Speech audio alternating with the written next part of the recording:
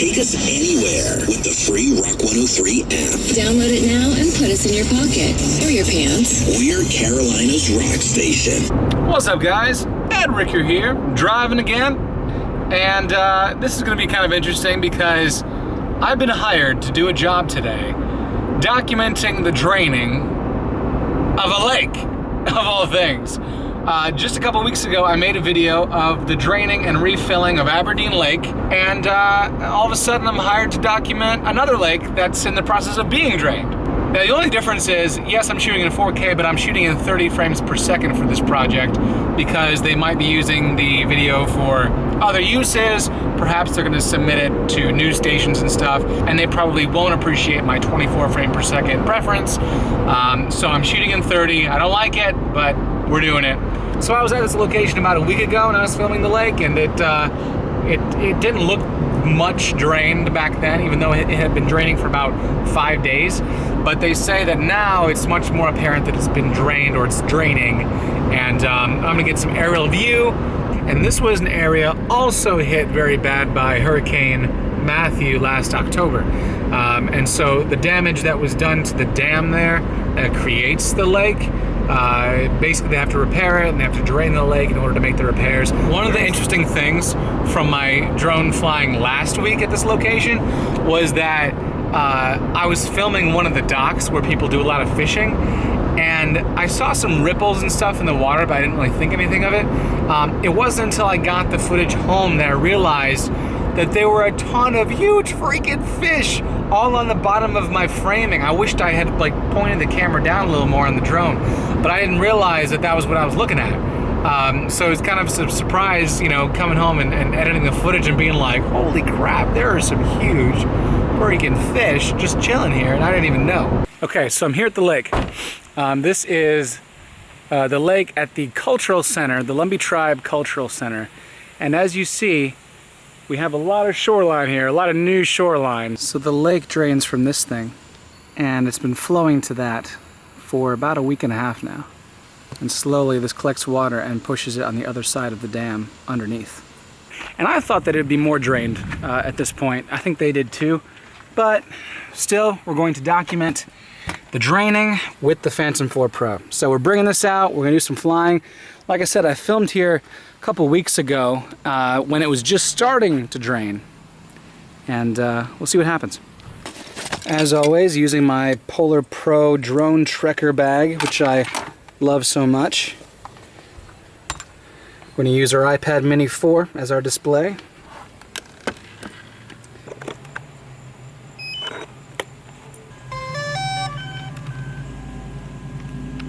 We're using a Polar Pro ND16 with polarizer. So it's a pretty warm day. I'd say it's about 93 degrees Fahrenheit. But we're gonna do some flying here and see what this lake looks like. Talk about a familiar look, huh?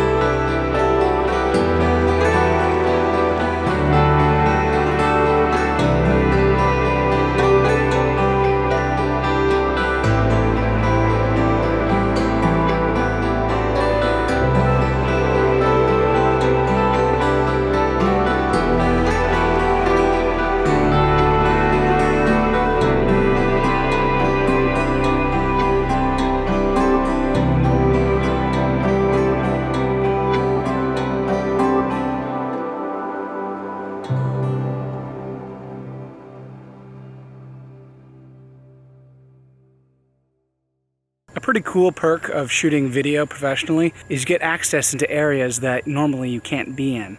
Like right now, security is right over there watching me, waiting for me to leave. Then he's gonna lock up this entire area.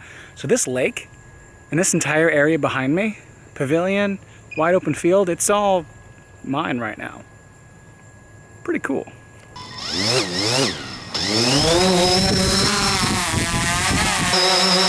What could be doing that? That's weird.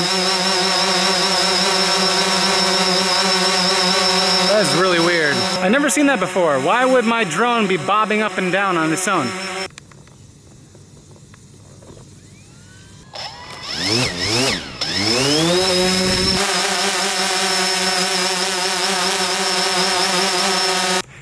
Okay, I don't trust that. I'm gonna get out the Mavic, which is a really good example of why you don't go to a shoot that's paid with one drone. All right, there's the Mavic. ND4 is already on it. So can you imagine if I did not have the Mavic as backup? I would have either had to risk my drone flying very erratically, or I would have just had to gone home. I would have missed out on the gig, which means I wouldn't have been able to make money. On top of that, my drone may be out of commission, who knows? Planning ahead and covering your ass is a really good idea.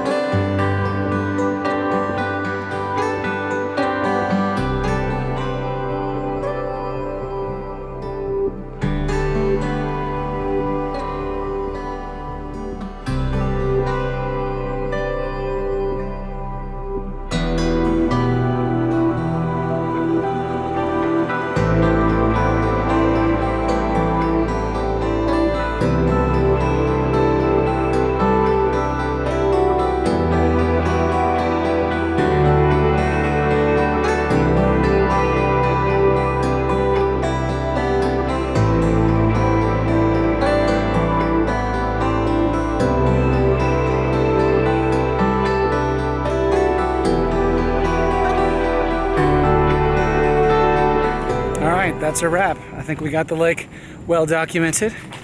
I'll probably come out here again one more time once it's fully drained, because that was pretty well drained, but I would say there's still a third of the lake that actually has a lot of water in it. So perhaps I will come out again, but it's a pretty good flight session right there. I am concerned about my Phantom though. We're gonna have to look at that back at the house. So the reason why I'm filming here is someone saw my video about the draining of Aberdeen Lake and thought it was pretty cool. Cool enough to hire me to film their own lake being drained, so that's awesome. So you never know. Some of those creative projects could turn to be lucrative.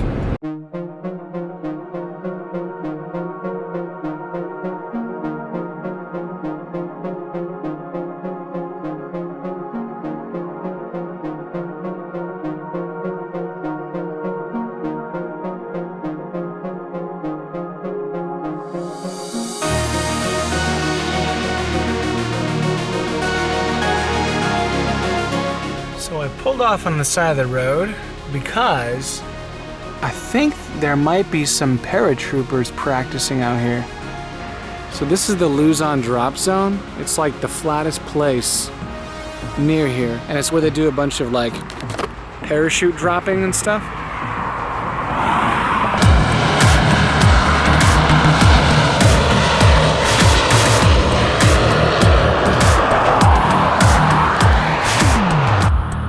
Gee.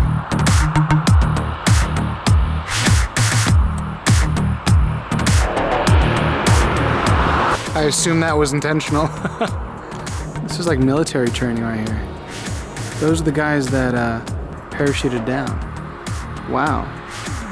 There's actually a ton of dudes out there. I didn't even notice they were there.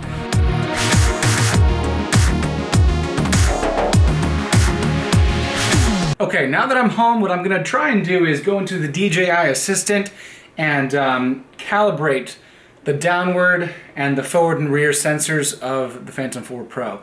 If you didn't know, there's actually little cameras in here, and that kind of helps out with how this thing detects obstacles. It also detects the ground. So when I was at the lake earlier, I saw that warning that said that the downward precision landing sensors were, acting up or something. So hopefully we can do this calibration and we can fix that issue and this thing will stop bobbing up and down like it was at the lake. So I have it connected with the micro USB to my computer. My monitor has a USB hub. We're gonna go into DJI Assistant 2, turn on our drone, and we should see it come up here. I don't think I ever demonstrated this particular calibration process, so here we go. Phantom 4 Pro, bam. You could do this probably every couple months if you have issues. By the way, this is also an easy way to update your firmware. But we're gonna go to calibration, and we're going to calibrate now. Here we go. You can also do this calibration process with your Mavic.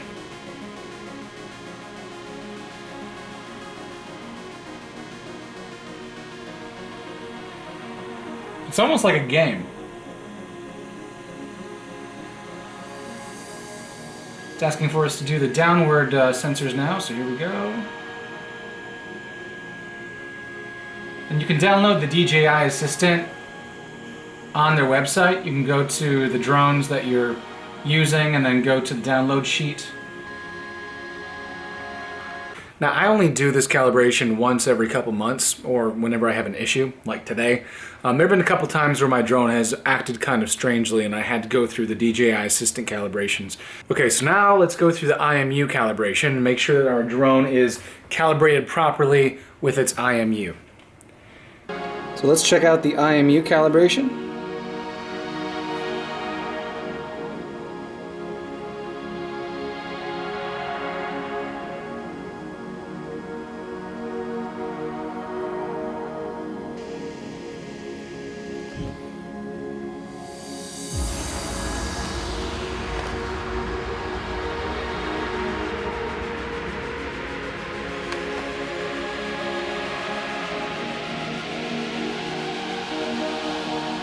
All right, let's see if this thing behaves any better than it was earlier today.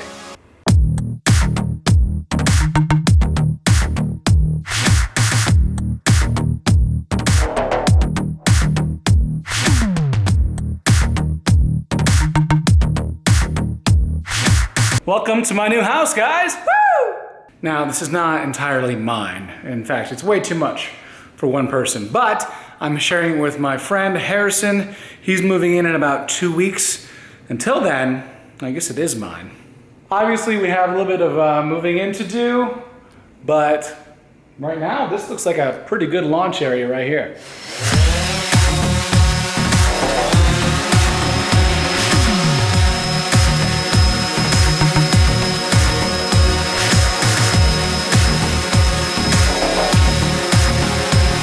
That's what I like to see. I'm so glad that my drone is fine. I'm dangerous.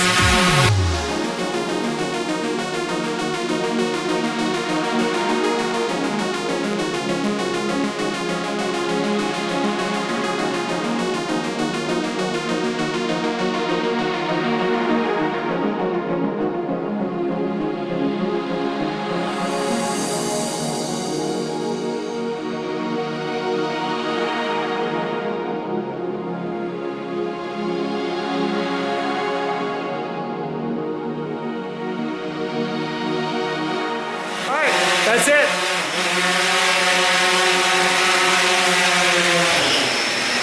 Thanks so much for watching, everybody. And until next time, happy flying.